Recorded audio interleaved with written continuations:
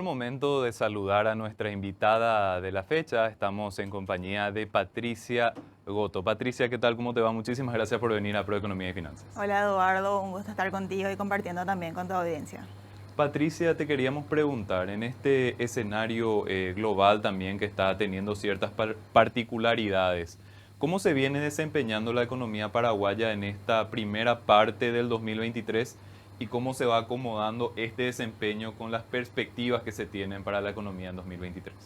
Bueno, hay que reconocer de que las expectativas son bastante alentadoras para el año 2023. Es un poco entendiendo las particularidades que tiene nuestro mercado y la dependencia que tenemos a un sector como el sector agrícola. En ese sentido, esperamos de que la producción de soja puntualmente apuntale el crecimiento en el año 2023. Estamos esperando un crecimiento en torno al 5%. En general hay un consenso en el mercado de esa tasa de crecimiento, apuntalado, como te decía, por la producción de soja. Si bien todo el escenario internacional donde estamos viendo cierta turbulencia financiera representa un factor a tener en cuenta para el desempeño en adelante, creemos de que todavía la economía paraguaya está un poco blindada de estos ruidos financieros, considerando la escasa conexión que nosotros tenemos hoy con el mercado financiero internacional.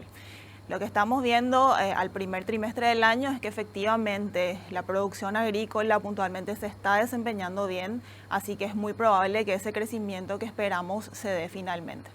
Este crecimiento de en torno al 5% está todavía en cierto modo condicionado al desempeño de ciertos factores. Patricia, podría ser menor o mayor inclusive teniendo en cuenta algunas cosas en particular. Sí, efectivamente es un crecimiento esperado en un escenario base bajo ciertos supuestos, ¿sí? Hay que tener en cuenta de que Paraguay está expuesto a ciertos fenómenos que en general pueden llegar a cambiar la trayectoria de la economía puntualmente, ¿no? Entre ellos el shock climático, que siempre condiciona bastante el desempeño de la economía. Entonces, si en general vemos de que el clima está acompañando el desempeño de los sectores que dependen de este factor, tanto el agro, la ganadería, como la producción de energía, creemos de que el escenario de 5% de crecimiento es factible, ¿no?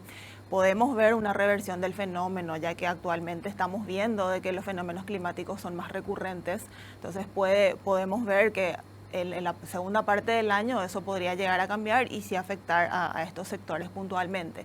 Pero lo que hoy vemos es de que en general el clima nos está acompañando y eso hace de que el desempeño de estos sectores sea positivo.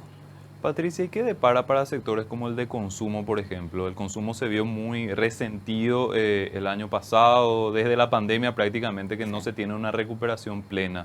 ¿Podría ser el 2023 ese año de recuperación o eso se demoraría todavía un poco más? Sí, efectivamente el crecimiento este del 5% también incorpora un buen desempeño de lo que es el consumo, de hecho una recuperación total de este componente de la demanda puntualmente. Como mencionás, es un componente que ya venía rezagado desde la pandemia, donde había sido afectado fuertemente. En 2021 habíamos tenido cierta recuperación, pero no total. Y en el 2022 lo que vimos es un shock inflacionario que afectó mucho el poder de compra de los consumidores y finalmente eso terminó impactando en el desempeño del sector comercial y de servicios puntualmente. Así que el año 2022 no había sido del todo bueno para el desempeño del consumo, sin embargo en 2023 creemos que las condiciones en términos de precios van a acompañar la recuperación del consumo, así que es otro de los factores que van a impulsar el crecimiento. Mencionaste el tema de inflación, Patricia. ¿Cuáles son las perspectivas sobre esto? Tuvimos años muy complicados. El año pasado, sobre todo, se tuvieron niveles altísimos de inflación para nuestro país, ¿verdad? Uh-huh. Para el año 2023, tal vez para el año que viene, las perspectivas son mucho más optimistas. Exacto, sí. 2022 había sido un año de una inflación elevada en el mundo y Paraguay no había sido la excepción. Fue una de las consecuencias que dejó la pandemia debido un poco a toda esa expansión monetaria que hubo a partir del año 2020. En el caso de Paraguay, absorbimos un shock internacional en términos de precios, puntualmente a través del precio del petróleo y de los alimentos, que fue lo que determinó esa inflación récord que habíamos tenido el año pasado.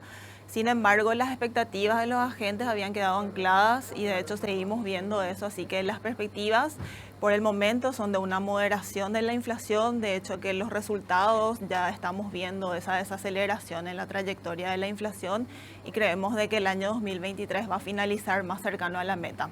Todavía hay duda respecto de la tasa de inflación final que vamos a tener. El mercado espera una inflación del 5%, que está todavía por encima de la meta del Banco Central, que es del 4%.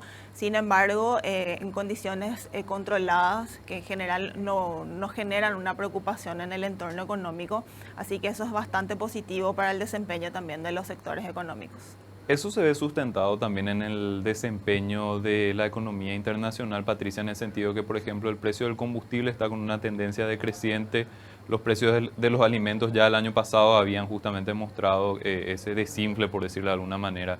En eso también se sustenta esta trayectoria de la inflación que sustentamos o que presentás para nuestro país. Sí, efectivamente. Para tener en cuenta la proyección de la inflación hacia fin de año, es muy importante tener en cuenta los factores externos, porque en Paraguay tienen un peso significativo. Al ser un país importador, nosotros dependemos mucho de lo que es el escenario internacional en términos de precios, ¿sí?